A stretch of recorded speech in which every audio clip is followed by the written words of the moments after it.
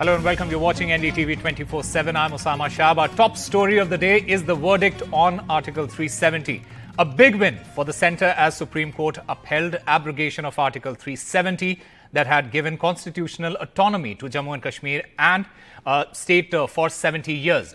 More than 4 years after centre's decision, the 5-judge constitution bench upheld that Jammu and Kashmir state had no element of sovereignty after its accession with the Union of India, and that Article 370 was temporary and transitional in nature.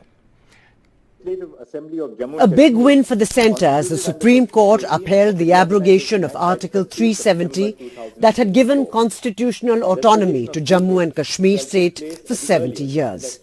More than 4 years after the centre's decision, the 5-judge constitution bench upheld that J&K state had no element of sovereignty after its accession with the Union of India and that Article 370 was temporary and transitional in nature. The court cannot sit and appeal over the decision of the President of India on whether the special circumstances which led to the arrangement under Article 370 have ceased to exist. Having concluded that the power under Article 370 Clause 3 subsisted even after the dissolution of the Constituent Assembly, we have held that the exercise of power by the President to issue CO 273 is a valid exercise of constitutional power. Supreme Court has held that Jammu and Kashmir does not retain any element of sovereignty after it joined Union of India, and Article 370 is a temporary provision. Supreme Court has further held that President can unilaterally issue order abrogating Article 370 that granted special status to Jammu and Kashmir without the concurrence of Union government nor state government, and Supreme Court has also said President can unilaterally issue a direction extending the Constitution of India to the territory of Jammu and Kashmir. A batch of petitions had challenged the constitutional validity of scrapping of Article 370 and also the Reorganization Act by which J&K was downgraded and bifurcated into 2 union territories. While the court said that it doesn't feel it necessary to determine if the Reorganization Act was invalid, it has upheld the separate union territory for Ladakh. The court also directed the Election Commission to hold assembly elections before September next year. The court also directed the centre to restore J&K statehood as soon as possible. We direct that steps shall be taken by the Election Commission of India to conduct elections to the Legislative Assembly of Jammu and Kashmir, constituted under Section 14 of the Reorganization Act by 30 September 2024. Soon after the judgment, there were quick political reactions. Prime Minister Modi hailed the judgment as historic. But opposition parties in Kashmir, who had challenged the centre's move, expressed disappointment.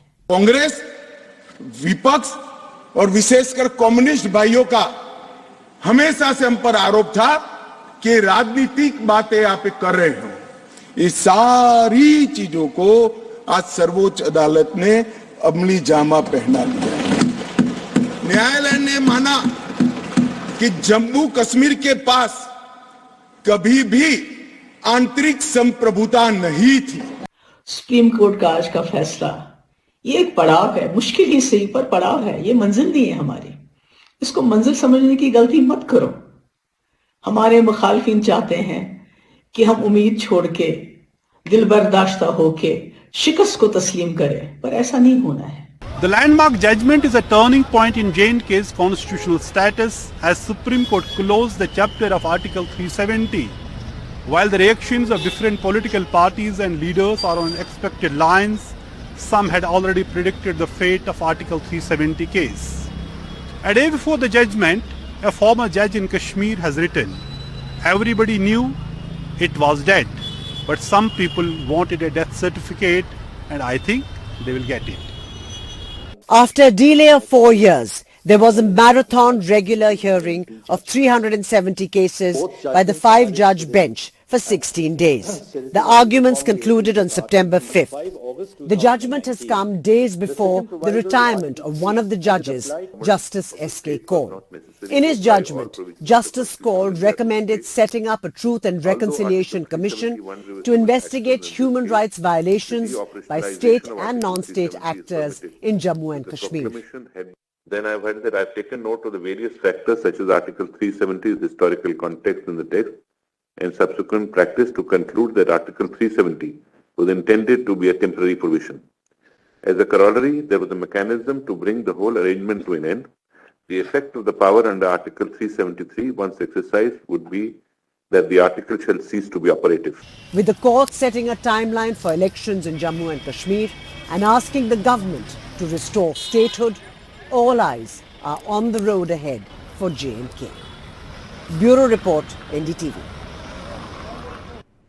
And Prime Minister Modi, addressing to the people of Jammu and Kashmir, has tweeted in Urdu as well as Kashmiri language after Supreme Court upheld the abrogation of Article 370.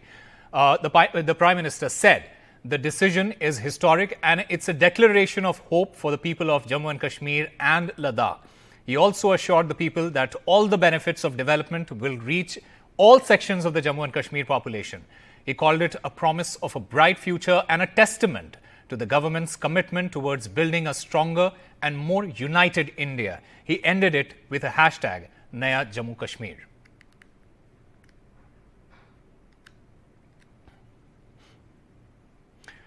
Another big political story of the day is Madhya Pradesh. After days of suspense following the emphatic victory in Madhya Pradesh, the BJP has finally announced a low-profile Ujjain South legislator Mohan Yadav as its chief ministerial choice to replace four-time Chief Minister and incumbent Shivraj Singh Chauhan.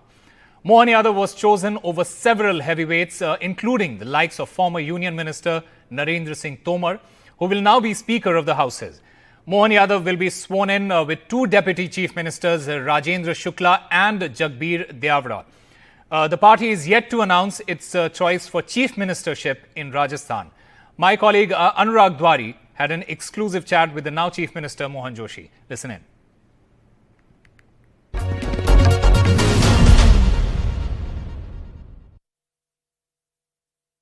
Mohan ji क्या बात हुई आपकी पूर्व मुख्यमंत्री जी से यहाँ पर आप आए थे? अब हमने एक तरह से उनके नेतृत्व में मैंने शिक्षा मंत्री करके काम किया, टूरिज्म में काम किया, यूडीए में काम किया, तो उनका मार्गदर्शन में ही हम आगे विकास के काम को आगे ले जाएंगे। आप बहुत व्यस्त हैं, क्या-क्या प्राथमिकता रहेंगी चलते? अभी तो विकास का काम रहेगा, आगे बढ़ाना है। बहुत शुक्रिया। तो यहाँ पर साफ तौर पर पूर्व मुख्यमंत्री शिवराज सिंह चौहान जी से मिलने आए थे मोहन यादव, नए मुख्यमंत्री, और उनका कहना है इनके विकास के कामों को ही सरकार के आगे बढ़ाया जाएगा और सबको साधना, वो कह रहे हैं कोई ऐसे संतुलन में कोई दिक्कत नहीं आएगी। भोपाल से अपने सहयोगी रिजवान खान के साथ अनुराग द्वारी, NDTV। The centre has decided to withdraw Bharatiya Nyaya Sanhita Bill. The three new criminal amendment bills, these bills are to be introduced, incorporating recommendations of the standing committee. This comes after the cabinet gave a go-ahead to criminal law amendment bills earlier. My colleague Arvind joins us at this point. Arvind, what are the other details? In the last parliament session, government had introduced three bills: Bharatiya Nyaya Sanhita, Bharatiya Nagrik Suraksha Sanhita, and also Bharatiya Saksha Bill. All the three bills were introduced in the last parliament session by the Union Home Ministry in order to replace the existing criminal laws that included IPC, Indian Penal Code, CRPC, and also Indian Evidence Act. So these three new bills were introduced to replace all the existing criminal laws, and those three bills were sent to Standing Committee of Home Affairs, Parliamentary Standing Committee of Home Affairs for detailed consultation. And the Parliamentary Standing Committee on Home Affairs, after detailed consultation, gave its own recommendation and it was placed before the Parliament in this particular session. Now with the recommendations that have been given by the Parliamentary Standing Committee, so the Home Ministry has decided to withdraw all the three bills that were introduced in the last session. So all the three bills have been withdrawn from the parliament because all the three bills were introduced in the last session. So the recommendations that were given by the Parliamentary Standing Committee will be incorporated, and three new bills will be introduced in this particular parliament session is what we are learning from our sources. So today the three new bills were placed before the cabinet and cabinet has already given its approval.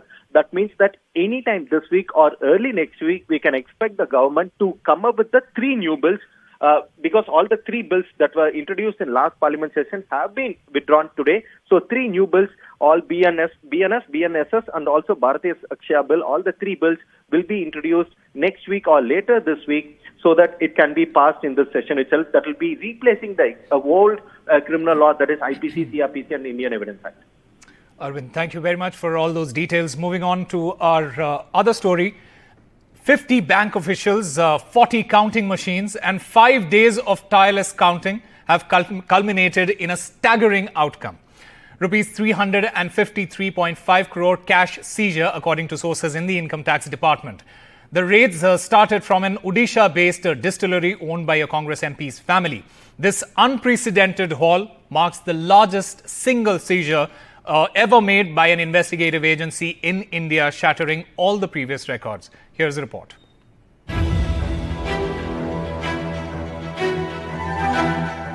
"50 bank officials, 40 counting machines and 5 days of tireless counting have culminated in this staggering outcome. A massive 353 crore rupee cash seizure from Odisha-based businesses owned by Congress Rajya Sabha MP from Jharkhand, Dheeraj Prasad Sahu. This unprecedented haul marks the largest single seizure ever made by any investigative agency in India, shattering all the previous records. Sources say approximately 305 crore rupees were found in Balangir, 37.5 crore rupees in Sambalpur and over 11 crore rupees in Titlagarh. The matter soon escalated, with the BJP taking pot shots at the Congress, seeking answers from Sonia Gandhi, including this protest march led by party president JP Nadda in Parliament. Congress and corruption, these are the two sides of the same coin. Rahul Gandhi से पूछना चाहती है कि धीरज साहू के ठिकानों से निकला हुआ काला धन, उस पर उनको क्या कहना है? ये सोनिया गांधी जी, आज हम जानना चाहते हैं. Congress party has got nothing to do with this. This has got nothing to do with the functioning or the membership of that particular person with the Congress party. The raids also provided the BJP with ammunition to target the India bloc. सैकड़ों करोड़ों रुपए का cash संसद के घर से मिलता है और पूरा इंडी अलायंस मौन है इस करप्शन पर. मैं तो पूछना चाहूंगा इनके साथियों को, वो काफी सालों से कांग्रेस में रहे, उनके बिजनेस के क्या इंटरेस्ट रहे होंगे, एक पॉलिटिकल पार्टी पे उसका गिल्ट रखना गलत बात है. मैं फिर से दोहराऊंगी, यही भारतीय जनता पार्टी जो कह रही है बाहर का रास्ता दिखाओ, वो खुद खुला दरवाजा लेकर खड़े होंगे कि साहू जी जो हैं इनकी पार्टी में शामिल हो जाएं, और जैसे ही शामिल होंगे भारतीय जनता पार्टी की जो मोदी वॉशिंग मशीन है वो उस पे धुलकर वो भारतीय जनता पार्टी की तरफ बैठ जाएंगे और उन पे किसी तरीके का कार्रवाई नहीं होगी. The timing of the IT raids could not have been worse for the Congress, with election defeats in key states and with the Lok Sabha election not too far away. The BJP is going to use these pictures to target the Congress and its alliance partners. With Saurabh Gupta, Bureau Report, NDTV. And after the BJP chief JP Nadda, the Home Minister Amit Shah has reacted on the IT raids. Listen in to what he has to say. अभी झारखंड में किसी MP के यहाँ, मैं किस दल के हैं कहना नहीं चाहता, पूरी दुनिया जानती है, इतनी सारी कैश मिली कि बैंक के कैशियर कहते हैं हमने भी इतनी कैश कभी देखी नहीं है. गिनते गिनते 5 दिन हो गए, 27 मशीनें गर्म हो गई, मान्यवर गर्म हो गई, मशीनें बंद हो गई, मगर अभी समाप्त नहीं होता है. और एक भी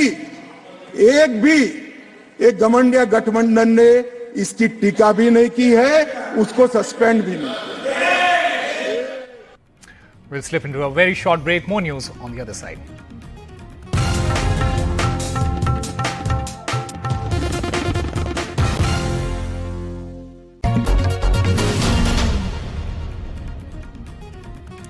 Welcome back. Onion has once again triggered a spicy political battle between Sharad Pawar's Nationalist Congress Party and the centre, with a veteran politician coming on to the road to fight a ban on export of the politically sensitive vegetable. Here's a report. Nationalist Congress Party leader Sharad Pawar protesting on the road along with farmers, opposing the centre's decision to ban onion exports till March. Farmers say this has crashed onion prices by 40%.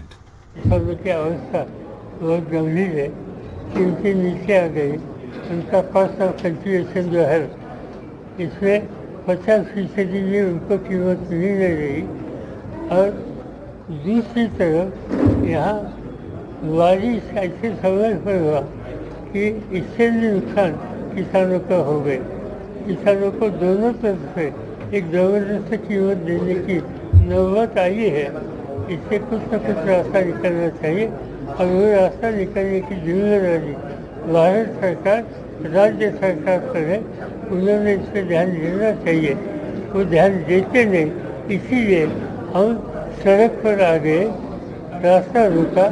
हम चाहते हैं कि ये संदेश, इसकी reaction Delhi तक जाएगी और कुछ कलेक्टिव मेजर्स जल्दी से जल्दी करेंगे और किसानों को राहत देंगे। The ban on onion export also came up in the Maharashtra Assembly, where the opposition demanded immediate lifting of the ban. किसानों के तरफ इस भारतीय जनता पार्टी सरकार का कोई ध्यान नहीं है। प्याज की समस्या अभी खड़ी होगी, जो निर्यात थी उसके ऊपर निर्यात बंदी लगा दी। किसान आत्महत्या कर रहा है, उसके ऊपर भी सरकार के ध्यान नहीं है।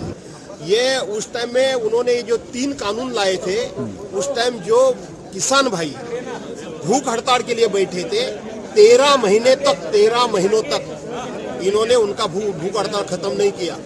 उसके बाद में उन्होंने कहा था कि हम उस टाइम जो कानून है वो नया कानून लाएंगे, अभी तक लाया नहीं।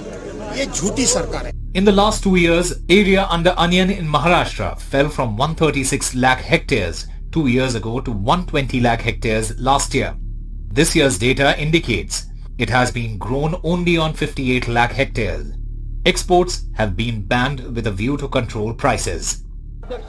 Chief Minister Eknath Shinde has promised to raise the issue with the centre. Onion export के बारे में मैंने खुद मंत्री महोदय पीयूष गोयल जी से बात की हुई है। उनको यहाँ की परिस्थिति अवगत कराई है और उन्होंने भी कहा है इसमें ग्राहकों के साथ किसानों का भी नुकसान ना हो। With Vinay Shukla and Ronak Kukre from Nagpur, Osama Shab, NDTV.